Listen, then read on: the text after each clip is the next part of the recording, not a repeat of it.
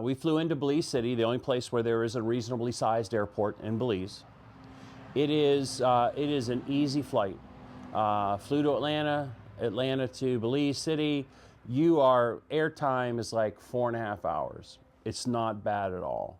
The price wasn't crazy. It wasn't bad at all. So we flew in, and so our first part of our trip down there was we were going to the lodge for a short vacation, and this is where we met Andy. Andy was working at the lodge, and so this is an opportunity for him to come. He came and got us, and then we give him a nice tip. I mean, so it's a money-making thing for him. And so it was great. He was waiting for us as we exited the airport, and he's there, and you just see that familiar face, and it's just so fun. And it is September. We're going there in late September. We have been talking about this since February. And so, oh man, it's finally here. And I kept saying, okay, Andy, it's like 6 months. It's like 5 months. It's like 4 months. Now it's like 3 weeks, 2 weeks. We'll see you in a week. We'll see you in 2 days. And then all of a sudden you're there, and it's going by so fast. And so driving out to the lodge, which is closer to the western side where Guatemala is very much different than going down south to where Andy lives. And it was funny because I was talking with some of the people there. Andy had told some of the people apparently, or his dad did, because his dad works at the lodge, had told him that we're going down to Aguacate after this. And they're like, ooh, Aguacate, you're really going back there. And so, we knew no different. So the road down, they don't know straight lines down there. And so that road goes here, there, and everywhere. And to get anywhere in Belize is going to take you a long time. I mean, that whole country is less than 200 miles in length, but it would take you a full 8 hours to get from north to south. And the roads that we were on, the main roads were good. Thank goodness they drive on the right side of the road like we do here. But they have speed bumps every once in a while on the highway because they don't want you going too fast. And so there's not a whole lot of speed you can get. And at one point we got checked by the police. They just stop you, make sure you got a license, and of course Andy was driving. But so we're driving south, and it's getting hilly, and the hills are kind of weird in that they're not like, big mountains. They're more just really an abrupt hill that would be super steep if you had to climb it. Not real tall, but super steep. And so there's just numbers of them as you go through the wilderness. And so we're getting into the Mayan forest corridor down there. And it's beautiful, lots and lots of trees. And there's jungle that you can see, and jungle is where they've cleared land and the vegetation has regrown. And Andy made the distinction of this being jungle and this being forest. And so the forest stuff was, the areas where it wasn't damaged. And so beautiful. There was a point there where the landscape, as I was looking down there, I thought, looking ahead, and we're getting there, I'm thinking, that sort of looks like somebody's sleeping there. The way the landscape was. And he's like, well, this is the sleeping giant. And man, it looks just like a sleeping giant. So we're like, woo, it's just something fun. We made a few stops. I believe we made a few stops we did. We made a few stops that day at some of the local nurseries. We wanted to see what they were doing, how they were doing it. Definitely something that we could replicate ourselves. And then we got off the main road and got on the road to Aguacate. And that road was like 10, 15 miles an hour. And he's probably back there 20 miles. So we're on that road for a good hour. And that road is bad. On either side of it, jungle. And then every once in a while they opened up into a large plain, and it's wet down there. And so they grow rice. And so they had just finished harvesting rice. And so then we got to Aguacate, saw the bridge that floods out when it rains real heavy. and got in there, and a lot of thatched homes, and then we drove through the whole village because Andy was at the far end, and we got out, and Andy and his family have very nice homes. Andy's home is not wood with like a thatched roof. His home is cinder block with like a corrugated metal roofing. Very nice. It's very sharp. It's painted. It looks great. He's just not done with it. And so his sister lives in a very nice house. The brother lives in a very nice house. And those people work. And Andy works 10 days on, 4 days off. And I think his brother, Elmer, his name is Charlie, but they call him Elmer. I don't know why. I think I'd rather go by Charlie. I think he said he works maybe upwards of 30 days on and just a couple days off. He is a bartender up along the coast in touristy land. And his sister, who lives just right around the road, just right down the street a little bit further, her husband was home, a very sweet woman and a very nice husband. He was great, and he was a chef. And so we went over to his house every day for just about every meal. It was pretty great. It is hot down there. It's very hot. However, these people there's running water there. Andy has electricity at his house. It's interesting, whereas in our house, we would call this room like a bedroom, and then a next bedroom next to it, and then a next bedroom next to it, and then another room. They call these individual rooms, they call these houses or homes. And so we had a home, and our home was like one room. And it had a bed in it, it had a refrigerator in it, it had a table in it, and the bathroom was not in the house, it was outside, but it was private and flush toilets. They had an outside shower, which was private, maybe not quite so private as you'd want it to, because they're pretty short. And the cinder blocks only come up so far, and so you might want to crouch down just a little bit if you're out there and you're tall. A beautiful place. Homes that line the road, and lots of kids, and lots of women, of childbearing years, and lots of older people, but not a whole lot of young men. Those guys are out working. And to me, it's not a great situation because they're gone for such a long period of time. And so that certainly doesn't promote family unity in my opinion. And those women work and work some more. They are always making tortillas. We have tortillas with every meal. And you go out back, they've got some corn still in the husks. You open up, you husk that corn, you basically do this with it, you peel off those kernels, and you get a big old batch of it. And then his mom has a grinder. And you put that corn into the hopper, and it gets ground. They add a little bit of water, and at the end, when it's all done, it is like Play-Doh. And then they pat that out, make their tortillas, throw it on a hot griddle, and they have that with every meal. And so when they send somebody off to work, they throw some tortillas in there. And unfortunately, that's all starch.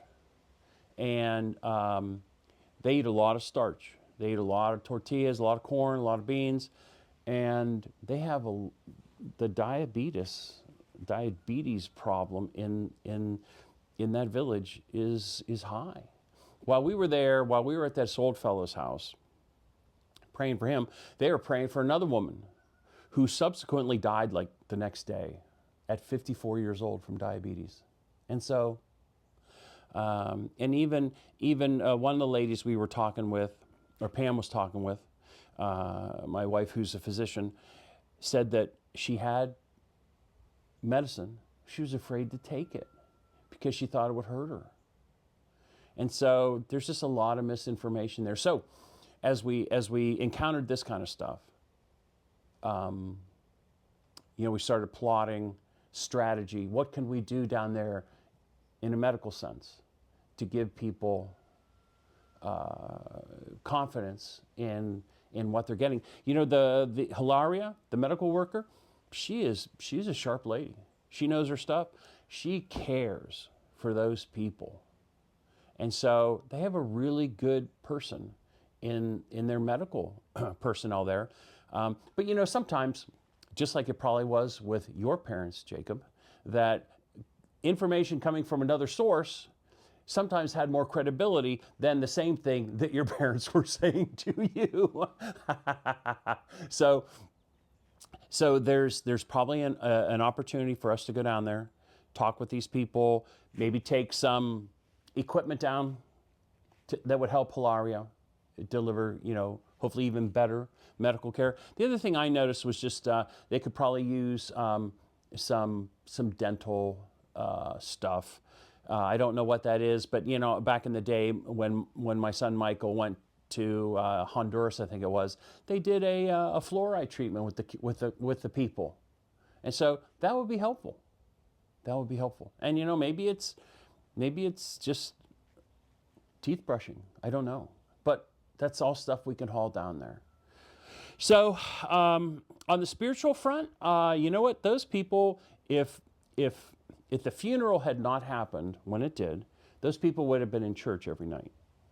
And so, at least from Andy's end of it, and his United Pentecostal Church, his pastor seemed to be, present, doing his job, doing good.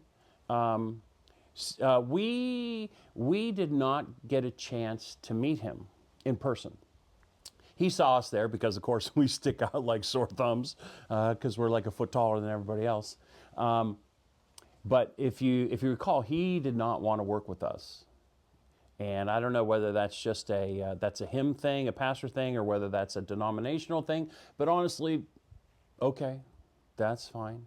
But one of the things that we did when we were down there was we went to the healthcare worker's house, which is also her office, and we arranged to meet some of the crafters that were there, and they brought their crafts. And so we purchased some of those with church money to sell on Etsy to take additional funds down to them. And we've sold a few things, but if you're hearing this message now, please take a look at this QR code and please think about patronizing these people. They do beautiful crafts. My goodness, the stuff they make is really wonderful. And there's just no way out of that village for them because they're so far from everything. You would think that the people with money are in the touristy area. They're at least an hour and a half away from that. And that's the closest one. Anything else, like Belize City, where there's a lot of tourists, it's 5 hours. And they just can't do that. And so my thought was, we'll get some of these, we'll put them on Etsy, we'll see what happens. And so far, there's been some people from church that have purchased some stuff. And so there were 4 ladies that came, brought their stuff, and we bought some of it. And when it was all said and done, one of the ladies came up to me and she said, "Would you like to come to church with us?" And I was blown away. And she doesn't know who the heck we are. And I said, "Oh no." I said, "I'm sorry, no." I said, we're going to church." This was Saturday night. I said, "We're going to church with Andy tonight, but thank you so much for asking." And so just like out of the blue, she asked a total stranger, and I thought, holy cow, if we had that kind of boldness, how things would be different. But she has no idea who I am. She has no idea who my wife is, but she's inviting us to church. And so, what a great testimony. So, it's really interesting down there. If you clear land, it's yours. You don't have to pay for it. It's yours. And so when if Andy wants to start something or anybody wants to start something, they just need to find some land, not necessarily, hopefully not forest, but jungle. You know, that site's already been cleared and it's just regrown. If you clear it, it's yours. So there's space down there. They were actually talking about creating like 1,000-hectare reserve, which is like 2,500 acres, U.S. And they want us preserve that land and use it for bird watching and to bring people to their village, tourists, which, man, that is the right notion. They have a lot of these reserves here and there about the country. A lot of the country is preserved. It's great. There's still a lot of tropical rainforest in Belize. It may even have the most tropical rainforest of any Central American nation. And so they've done a pretty good job of preserving it. They need to decide as a village whether they want to do that and where that's going to be located. But, you know, they're thinking about employment. And that's what they need down there. They need some meaningful employment. You know, that's what the hope of the nursery was. Grow some trees, you know, they'll get purchased. Run out, plant them, which would be a not fun job, but it's money. And that's what they need. They need money. They need work. And there's just no work in that village aside from crafting. And there's no market for crafts down there, so they're sitting idle. They're sitting idle, waiting for their, for the most part, waiting for their men to come home and with money. And it's just not great. So our plan going forward is just this. We'd like to take a group down, probably in August of 2026. The kids are out of school. There is a school down there. It's run by the Catholics, filled with kids, tons of kids. Our thought would be that place needs a paint job. And, you know, that's a great job for a mission project, is to paint the outside of that school. And it's going to be hot. Not as hot as you might think being in August. Andy thought that was a reasonable month to do that kind of stuff. So hopefully the rain would hold off enough, though it doesn't wash the paint off the building. But so that's one of the things. The medical thing is another. Excuse me. And then we're also considering working with a young girl. Her name is Shermadina. She's in a wheelchair. She was born with spina bifida, and she has a club foot. And so one of the things we did was we helped to get her a free new wheelchair. Andy took care of all of that. We just sort of talked about it, and he did the legwork, and she's got a fire engine red brand new wheelchair, which is great. She would like to be able to get from one house where she lives over to the next house, which is a relative, and it's like 20 feet away. But when it's raining, it's soft. She can't go. And so I thought to myself, well, we could get a sidewalk put in there. And then the other thing was that she wanted was further down the way, there was a house of a sister. And that's probably like a 90-foot sidewalk. And I don't know whether we can do both, but I think we could probably handle, we would have it done by them down there and just pay for it. It's not something, we don't want to dig, we don't want to pour concrete or in heat. So that's something that could be done at their convenience, with their permission. But it sounded like that would be a good idea. So, yeah, that is sort of the story of where Aguacate is now. Again, I'm doing my part up here, getting the website together, figuring out whether we want to be an NGO or not, and what all is involved at that. It's all French to me. So I'm asking people a lot of questions and trying to figure out how this works. And our overall goal is just to lift these people out of poverty and to save souls. And we'll see how God blesses it. We were particularly blessed going down there and meeting these people. They're so sweet, and just terrific people. Didn't feel ever unsafe. Nothing like that. We slept under mosquito netting, and I asked Andy. I said, "Hey, have you ever had a mosquito-borne illness?" Never. Okay. And so not really a big concern, apparently. So, but it's really fun to work with them. It's fun to think about, and it's really a great opportunity for our church. There's a lot of people that are interested in it, and I hope that we can do something substantive to serve these people, and maybe even be a model for other small villages. Because in his little district, and district is sort of like a state here in the U.S. In his district, there's 40 other little villages, and so I can't imagine they're not experiencing the same poverty. It's poverty that Aguacate is, and so yeah, that's our hope.